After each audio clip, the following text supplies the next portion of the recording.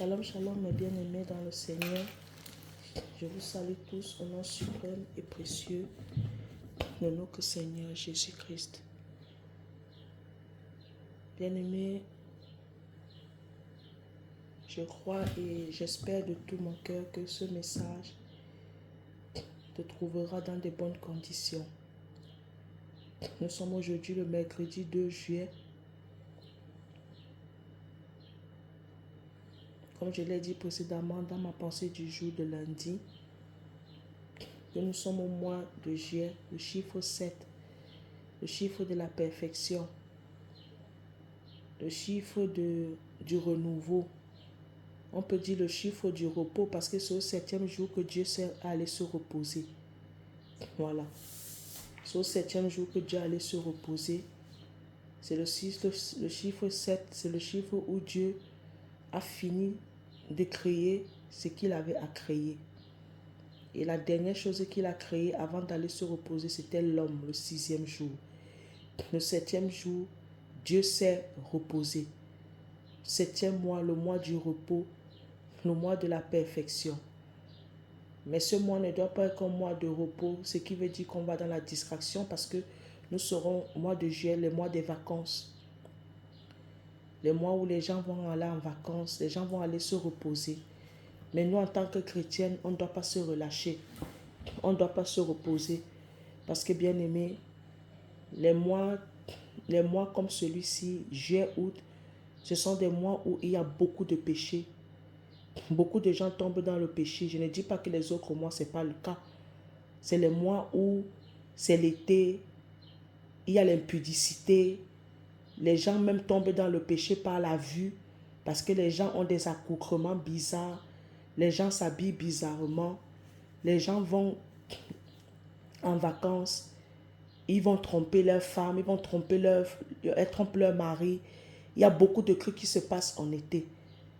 Mais en tant que nous, des chrétiens, nous ne pouvons pas nous dire que nous sommes dans le repos. Parce que c'est quand il y avait le repos, c'est quand il y avait la fête que le trouble est venu. On dit lorsque Noé était en train de construire l'arche, les autres étaient en train de manger, de fêter, de marier leurs enfants. Même la parole de Dieu nous dit quand le Seigneur Jésus-Christ va venir, beaucoup seront en train de fêter, beaucoup seront en train de manger, beaucoup seront en train de marier leurs enfants, beaucoup seront dans la distraction. Mais pendant que nous sommes dans la distraction, le diable, lui, est en train de mettre en place ses plans avec ses adeptes, ses agents. Et quand nous allons nous réveiller pour revenir à nous-mêmes, il sera trop tard. Le diable aura déjà tout programmé. Donc, c'est une manière de dire que oui, Dieu n'est pas contre que nous allons en vacances. Dieu n'est pas contre que nous puissions nous reposer. Le Seigneur Jésus-Christ lui-même, il s'est reposé. Dieu lui-même, il s'est reposé. Mais quand on dit le repos là, c'est que tu peux être reposé physiquement, mais spirituellement, tu es en éveil. La parole de Dieu dit veillez et priez. Ça ne veut pas dire que tu dois prier tout le temps, c'est que ton cœur, ton esprit doit être disposé. Ton esprit doit être toujours en éveil. Ça veut dire que ne nous conformons pas au siècle présent. C'est pas parce que les gens vont dans les plages avec les piscines, avec les maillots de bain, 2 pièces où on voit tout ce que Dieu à nos moments dit qu'on doit cacher, qui n'est que réservé à notre mari, à notre épouse, mais nous on va s'exhiber devant les gens.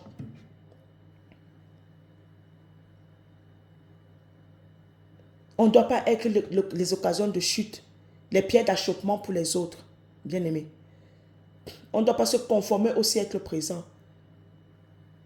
On ne doit pas s'enivrer. On ne doit pas se livrer à des pratiques qui sont concrètes aux principes du royaume de Dieu. Oui, tu peux aller en vacances. Tu peux profiter de tes vacances. Tu peux aller à la piscine, tu peux aller à la plage. Dieu n'est pas contre ça.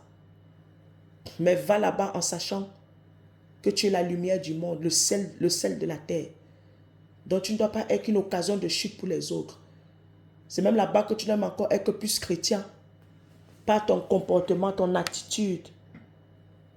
Pas tes actions, tes réactions. C'est même là-bas que tu dois être encore plus chrétien. Alors ce matin, j'aimerais parler, j'ai la pensée du jour que le Seigneur a déposé dans mon cœur. Et vraiment, je l'ai eu comme ça d'un coup. C'est venu comme ça. C'est quelque chose qui est venu dans mon esprit. Et puis j'ai dit que j'aimerais partager cela avec toi ce matin, mon bien-aimé. Nous allons prendre Romains 8, Romains 8, 28. Nous savons du reste que toute chose concourt au bien de ceux qui aiment Dieu, de ceux qui sont appelés selon son dessein. Pourquoi j'ai pris ce verset biblique? J'ai pris ce verset biblique parce que des fois, bien aimé, nous avons de la peine à croire en ce verset biblique-là lorsque nous sommes face. Nous avons de la peine à accepter, à laisser manifester ce verset biblique-là lorsque nous sommes face à plusieurs problèmes dans nos vies. Vous savez, bien aimé, quand tout va bien, nous connaissons les versets bibliques. Mais quand tout va mal, nous avons tendance à oublier ces versets bibliques-là que nous avons l'habitude de serrer dans notre cœur, que nous avons même l'habitude de donner aux autres qui passent par les temps difficiles. Mais lorsqu'il s'agit de nous qui passons par les temps difficiles, nous perdons face. On dirait comme si nous sommes des amnésiques. On oublie tout. On oublie les versets bibliques qui nous donnaient, qui renouvelaient notre foi, qui enflammaient notre cœur, qui enflammaient notre foi, qui nous aident à tenir bon et ferme. Nous oublions cela. Ce verset biblique fait partie d'un des versets bibliques que moi, j'affectionne beaucoup dans ma vie. Parce que je l'ai vécu. Je l'ai expérimenté. Dieu m'a permis par sa grâce que j'expérimente ce verset biblique-là. Et ma conclusion au travers de ce verset biblique, de Romains 8, 28, c'est qu'il n'y a personne qui nous aime, qui m'aime plus que Dieu. Une personne qui va venir me dire, même mon mari, même mon enfant, même mon parent, qui va venir me dire qu'il m'aime plus que Dieu, il sera mon ennemi. Je vais me méfier de lui. Je vais me méfier de cette personne-là. Parce qu'il n'y a personne qui m'aime comme Dieu. Il n'y a personne qui me connaît comme Dieu me connaît. Il n'y a personne qui veut que je réussisse comme Dieu voudrait que je réussisse. Dieu est la seule personne qui m'aime réellement, tel que je suis. Parce que lorsque je regarde le parcours de ma vie, j'ai vu en cours de chemin, beaucoup m'ont abandonné. Mais Jésus-Christ a toujours été là. Mon cher Saint-Esprit a toujours été là avec moi. Pour moi, malgré mes tares, malgré mes faiblesses, malgré mes défauts, il a toujours été là. Il ne m'a jamais abandonné. Malgré les odeurs que je pouvais dégager spirituellement parlant. L'odeur du péché. Vous avez déjà senti l'odeur du péché? Moi, je l'ai ressenti. J'ai ressenti quand le Seigneur m'a sorti de l'emprise du péché. Je ressentais l'odeur du péché. Et cette odeur du péché était dans mes parties intimes. L'odeur du péché. L'odeur sexuelle, l'odeur de l'impudicité. Je l'ai ressenti. Je peux dire que je sais à quoi ressent sans l'odeur du péché. Parce que je l'ai ressenti. Les gens qui étaient autour de moi ressentaient ça aussi et ils me fuyaient. Mais seul Dieu est resté avec moi. Oui, bien-aimé. Toutes choses concourent bien de ceux qui aiment Dieu. Ceux qui sont appelés selon son dessein. Bien-aimé, ce que toi tu appelles mal, ce que toi tu appelles souffrance, Dieu forcément ne va pas appeler ça souffrance. Dieu va appeler ça plutôt ta délivrance. C'est pour cela que je prie ce matin, afin que Dieu illumine vraiment les yeux de nos cœurs, pour que nous puissions voir les choses telles que Dieu les voit, appeler les choses telles que Dieu les appelle, confesser les choses telles que Dieu voudrait qu'on puisse les confesser, déclarer les choses telles que Dieu voudrait qu'on les déclare. Oui, bien-aimé. Oui, bien-aimé. Le regard de Dieu face à l'épreuve. La manière que Dieu regarde l'épreuve. Peu importe, hein, même si c'est une épreuve qui est venue de nous, que c'est nous qui sommes nous qui sommes les responsables, ou bien les épreuves qui nous sont imposées par Satan, ou bien les épreuves que Dieu nous permet que nous puissions faire face. Dans les trois cas, Dieu peut se servir de ça pour faire de nous la meilleure version de nous. Pour renverser la donne, pour renverser les situations. Ce que toi tu es en train de vivre aujourd'hui, peut-être tu peux trouver que c'est une catastrophe. Peut-être tu peux trouver que, les gens vont te dire que tu es quelqu'un de maudit. Tu es quelqu'un de poisseux, tu es poisseuse, tu es poisseux. Mais Dieu ne trouve pas que tu es poisseux et poisseuse. Mais Dieu sait que c'est au travers de ça là que tu vas être délivré. C'est au travers de ça là que tu vas l'ouvrir ton cœur. C'est au travers de ça là que tu vas venir à lui. C'est au travers de ça là qu'il va te démontrer que lui, il t'aime, qu'il est avec toi. C'est au travers de ça là que tu rendras témoignage de Dieu. C'est au travers de ça là que tu vas faire asseoir ton intimité, ta relation avec Dieu. C'est au travers de ça là que personne ne viendra t'intimider face à l'existence de Dieu, te dissuader que Dieu n'existe pas. Souvent, nous avons une très mauvaise opinion, vue de l'épreuve. Moi, bien-aimé, je peux rendre témoignage que moi, c'est au travers de l'épreuve que moi, je suis sorti, j'ai épuisé ma force. C'est au travers de l'épreuve qu'aujourd'hui, je peux parler comme je parle avec assurance. Parce que je sais de quoi je parle. C'est au travers de l'épreuve que Dieu s'est fait connaître à moi. C'est au travers de l'épreuve que j'ai appris à aimer Dieu. Que j'ai appris à être obéissante à Dieu.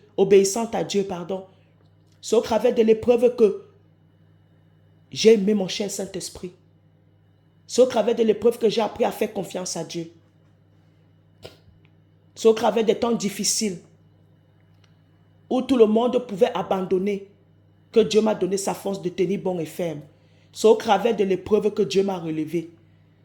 C'est au travers de l'épreuve que Dieu m'a fait savoir son but pour moi sur cette terre. C'est au travers de l'épreuve que Dieu m'a fait connaître qui sont mes vrais gens, qui ne sont pas mes vrais gens. C'est au travers de l'épreuve que Dieu m'a fait connaître qu'en fait, il est mon seul et véritable ami. Il est mon seul et véritable père. Il est mon seul et véritable, ma véritable famille.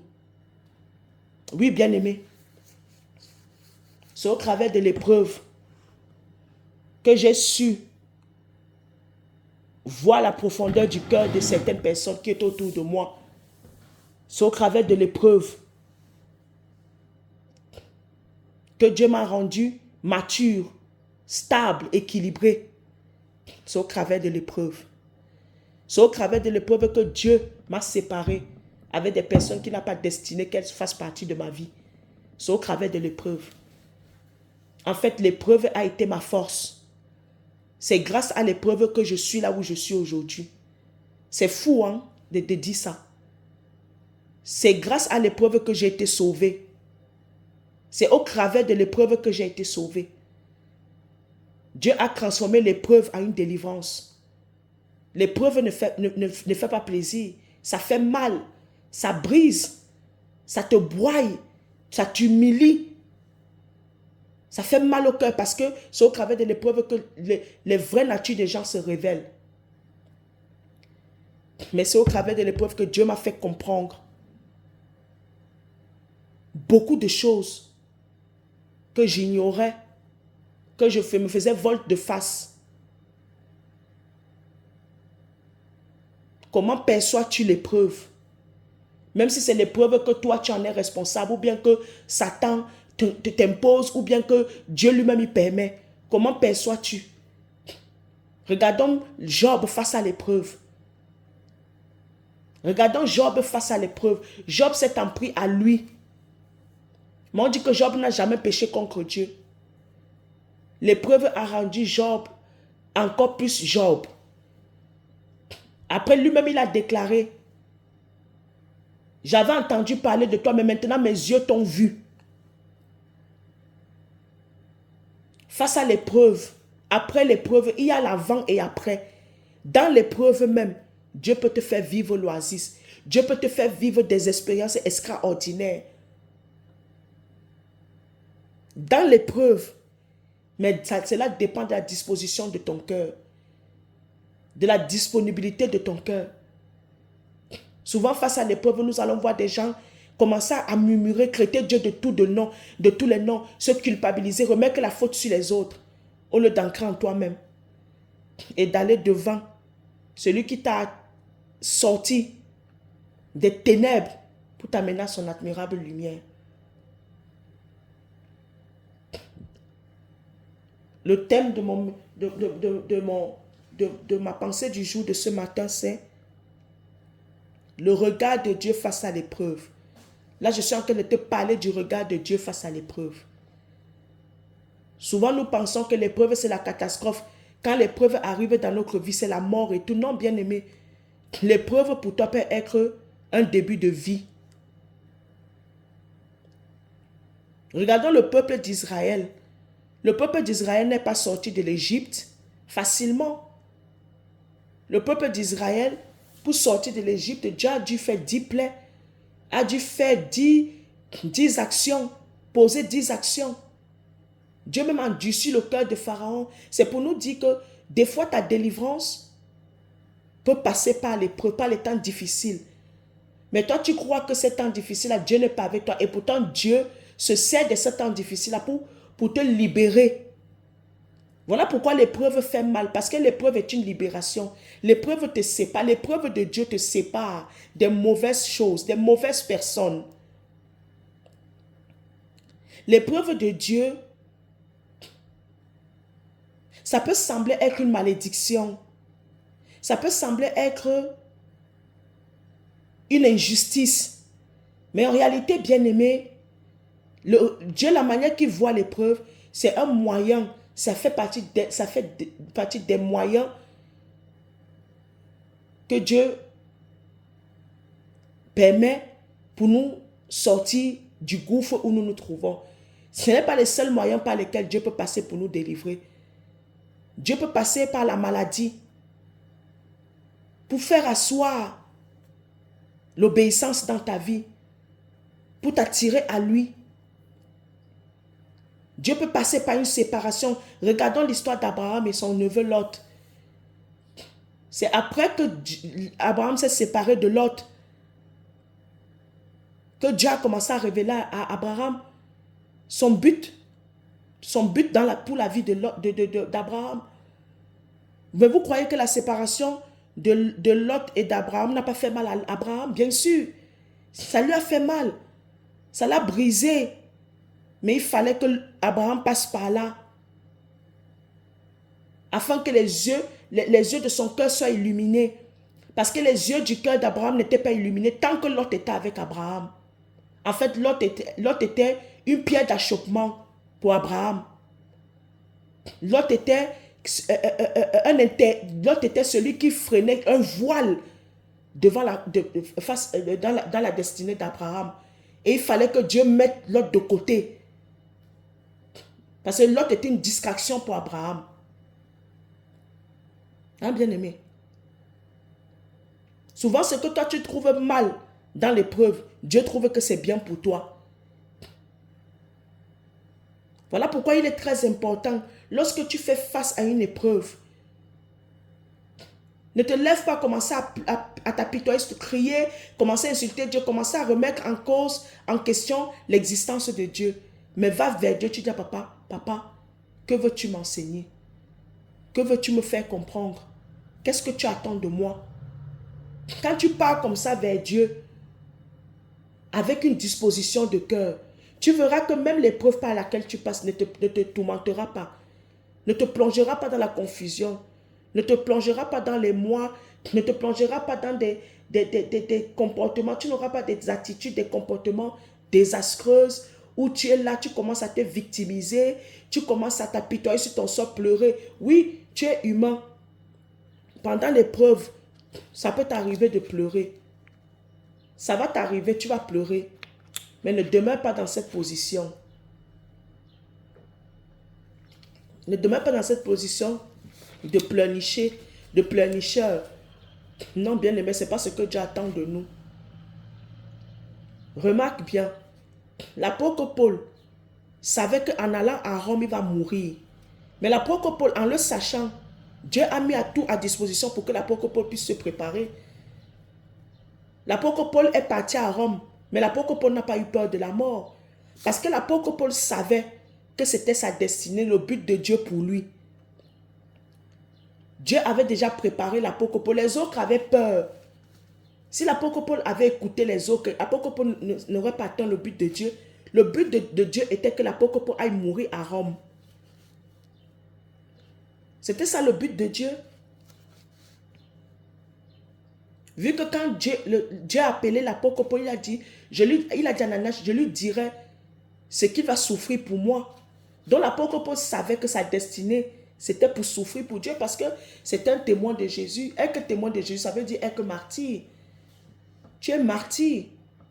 Étienne est mort en étant martyr. C'est le premier martyr. Il est mort pour sa foi. Il est mort pour sa foi.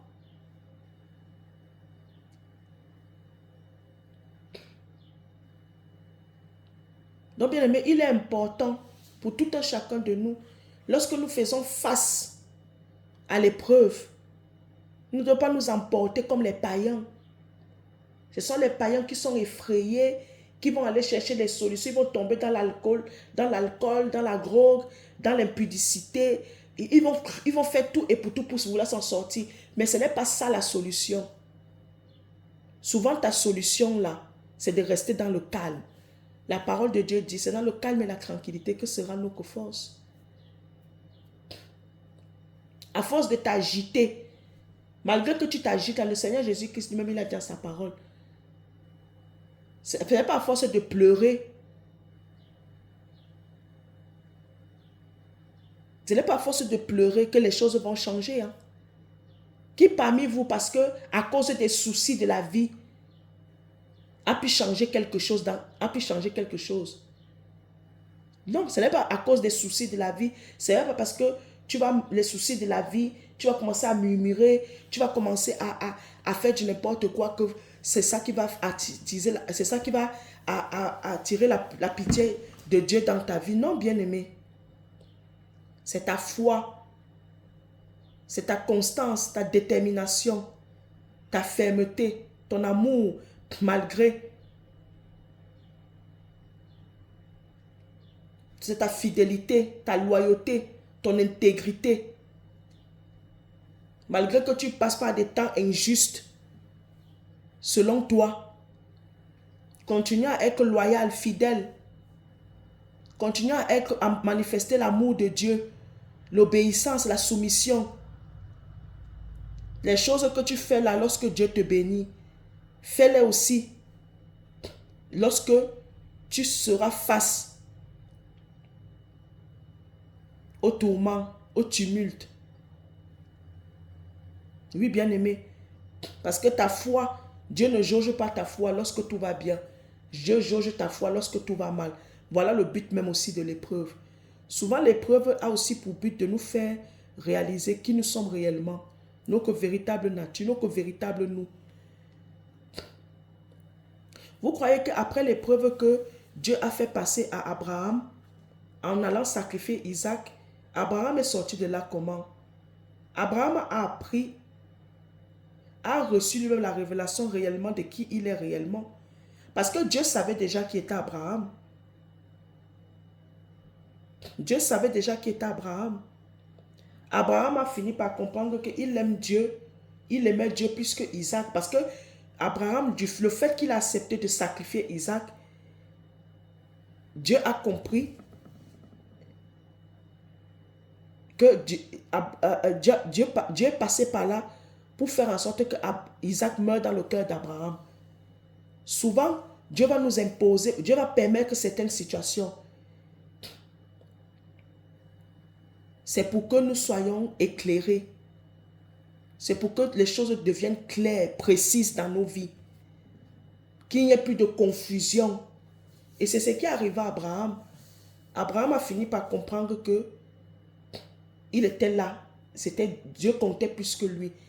Parce que se lever, aller sacrifier ton fils unique, selon Dieu, ton fils unique, ton unique, c'est la préfiguration de l'œuvre de la croix, de ce que Dieu allait faire. Mais le faire avec Abraham. Abraham lui-même, il a appris par cette épreuve-là une autre version de lui-même. C'est la même chose avec Job. C'est la même chose avec Job. Au travers de l'épreuve de Job, Job a vu le véritable visage des gens. Même la femme que Job était avec. Même les amis de Job. Parce que quand tout va bien, les gens sont autour de toi, ils t'acclament, ils t'appellent ma copine, mon pote, tout ceci et cela. Mais quand tout va mal, qui va rester? Qui va être là pour te consoler? Qui va être là pour te soutenir? Beaucoup ont abandonné. Les amis de Job l'ont abandonné. La femme de Job a dit à Job, maudit Dieu et meurt. Maudit Dieu et meurt. Ce n'est pas rien ça. La femme qui est censée te soutenir, mais elle-même elle te lâche. Elle te demande de faire quelque chose que toi, tu n'as même pas eu dans ta propre pensée. Les amis de Job ont oublié. Ils ont commencé à pointer du doigt Job. L'épreuve selon Dieu. Le regard de Dieu face à l'épreuve. C'est ça là. Souvent, ce que nous pensons, ce n'est pas souvent ça. Souvent, ce que nous croyons, ce n'est pas souvent ça, mes chers bien-aimés. Mon bien-aimé, ce n'est pas souvent ça. L'épreuve par laquelle tu es en train de passer là, peut-être c'est là-bas que se trouve la solution à tes problèmes. Peut-être que c'est là-bas que se trouve ta délivrance. Peut-être que c'est là-bas que se trouve ta transformation, ta restauration. En tout cas, ce qui est sûr, c'est que si tu as une disposition de cœur, toute épreuve par laquelle tu vas passer, Dieu se servira de ça pour que ça concourt à ton bien. C'est ce que j'ai compris. Comme tu peux aussi ne pas faire les choses comme il faut, et la chose ne concourt pas à ton bien, au contraire, ça concourt à ton mal. Ça t'enfonce encore plus bas que terre. Face à l'épreuve, tu es l'acteur principal. Dieu va te soutenir, mais il te soutiendra de la manière dont toi-même tu te soutiens. Que Dieu te bénisse abondamment. Paix et grâce dans ta vie au nom suprême de Jésus-Christ. Amen.